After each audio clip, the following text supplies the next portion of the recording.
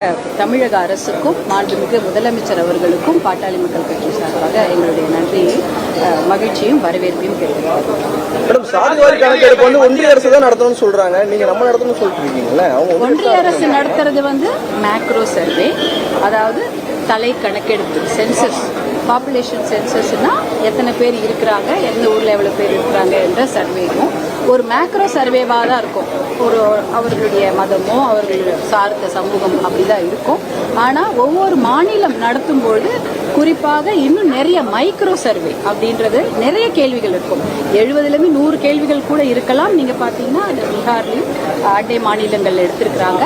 அது micro survey. எத்தனை லட்சம் குடும்பங்கள் இருக்கின்றன, அந்த குடும்பங்களுக்கு என்னென்ன தேவை என்பதை பற்றிலாம் அந்த மைக்ரோ சர்வேல உங்களுக்கு தெரிய வரும். அப்போ நம்மளுடைய சோஷியல் வெல்ஃபேர் மெஷர்ஸ், அதாவது ஒரு அரசாங்கம் நலத்திட்டங்களை அந்தந்த மக்களுக்கு கொண்டு போய் சேர்க்க வேண்டும் என்றால் அவர்களை பற்றிய ஒரு தரவுகள் இருக்க வேண்டும். அதற்கான இந்த கணக்கெடுப்பு என்பது மிக அவசியமாக இருக்கிறது. அதுதான் இன்னைக்கு எடுக்கிறேன்னு சொல்லியிருக்கிறாங்க. அதற்கு நாங்கள் வரவேற்கிறோம். நீண்ட நாள் கோரிக்கை உங்களோட தலைவர் போராட்டம்லாம் அதுக்கெல்லாம் நடத்திருக்கீங்க. இன்னைக்கு இந்த அறிவிப்பு எப்போதுக்குள்ள செயல்படுத்தப்படும்ன்ற கால வரையறை அடுத்த மானிய கோரிக்கையில் எதிர்பார்க்குறீங்களா? கண்டிப்பாக. எப்படின்னா 2027 மத்திய அரசாங்கம் அதை சர்வே நடத்தப்படும் சொல்லியிருக்கிறாங்க. அதை ஒட்டியோ இல்லை அதை முடித்து இந்த சாதிவாரி கணக்கெடுப்பு நடத்தப்படும்னு தமிழக அரசாங்கம் உறுதியை சொல்லியிருக்கிறாங்க. அதற்கு நாங்கள் வரவேற்பை தெரிவித்துக் கொள்கிறோம். இருந்தாலும் சில உச்சநீதிமன்றத்தில் வழக்கு ஒன்றெல்லாம் இருக்கிறது. அந்த வழக்கு மூலம் இந்த 69% இடஒதுக்கீடை பாதுகாக்க வேண்டும் என்றால் இதுக்கு இந்த சர்வே இன்னும் கொஞ்சம் சீக்கிரமாகவே நடத்தப்பட வேண்டும். அதற்கான முயற்சிகளையும் பாட்டாளி மக்கள் கட்சி தொடர்ந்து ஈடுபடும். சட்டம் ஒழுங்கு சரியில்லை, பெண்களுக்கு எதிரான குற்றங்கள் அதிகரிச்சுன்னு சொல்ற நேரத்தில் இப்ப ஆளுநர் உரையில் அது தொடர்பாக எதுவுமே இல்லைன்னு குற்றச்சாட்டு வைக்கிறாங்க. ஆளுநர் உரையில சிங்கப்பெண் படைக்கு நிறைய நிறைய பர்சனல் விமென் போலீஸ் பர்சனல் எடுக்கப்படுவதாகவும் டெக்னிக்கல் சர்வேலன்ஸை அதிகப்படுத்துவதாகவும் சொல்லியிருக்கிறாங்க. இன்னும் நிறைய திட்டங்களை கொண்டு வர வேண்டும். பாட்டாளி மக்கள் கட்சியின் நிலைப்பாடு என்னன்னா, தனியாகவே அதுக்கு ஒரு டிஜிபி அவர் தலைமையில் ஒரு குழு போட்டு இந்த பெண்கள் பாதுகாப்புக்கு முக்கியத்துவம் தரப்பட வேண்டும் என்பது எங்களுடைய கோரிக்கை. அதைவிட குறிப்பாக என்னன்னா, இந்த மாதிரி பெண்கள் பாதுகாப்புக்கு அச்சுறுத்தலாக இருக்கக்கூடிய மது பழக்கம், போதை பழக்கத்தை தமிழ்நாட்டை விட்டு ஒழிக்க வேண்டும். அதற்கு மிக கடுமையான நடவடிக்கைகள் இருக்கப்பட வேண்டும். அதே போல அதைவிட அதிகமாக ஒரு விஷயம் என்னன்னா, இந்த தவறு செய்பவர்கள் யார் என்பதை நம்ம எல்லாருக்கும் தெரியுது. இன்னைக்கு ஃபோரன்சிக் அப்படின்றது ஒரு மிகப்பெரிய ஒரு டெக்னிக்கல் எக்ஸ்பர்டீஸ் இருக்கு நம்ம கிட்ட. யார் தவறு செய்கிறார்கள் என்பது உடனடியாக தெரிந்து விடுகிறது.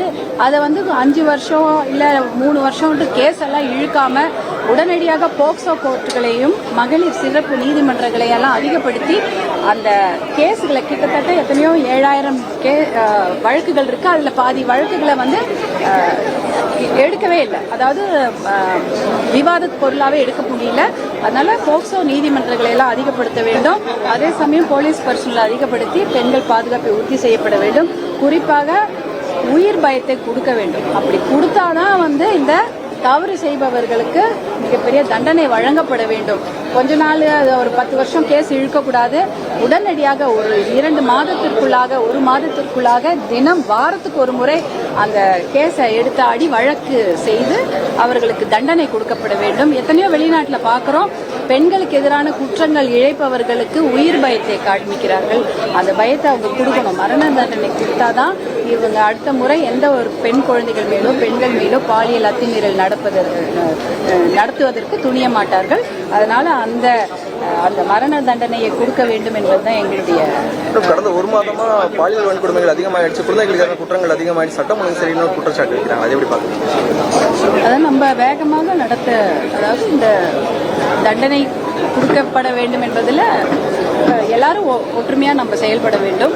சீக்கிரமாக தவறு இழக்கவும் தண்டனை கொடுக்க வேண்டும். அதை நம்ம உறுதி செய்யணும். முதலமைச்சர் தொடர்பாக எதுவுமே பேச மாட்டாரு அப்படின்னு சொல்றாங்க.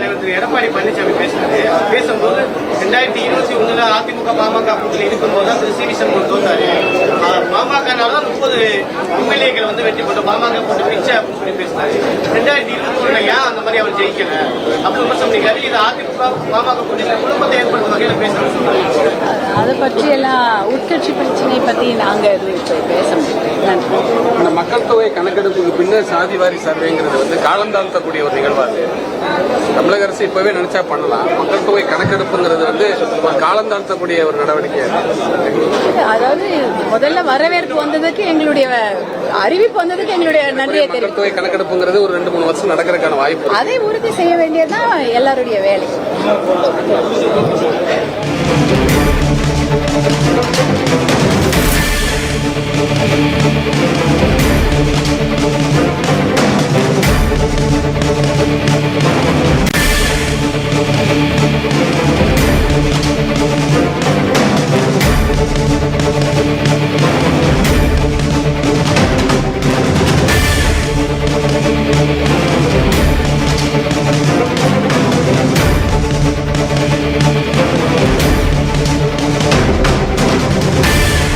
முக்கிய செய்தி: கல்வியை மாநில பட்டியலுக்கு கொண்டு வருவதில் தாவேக அரசு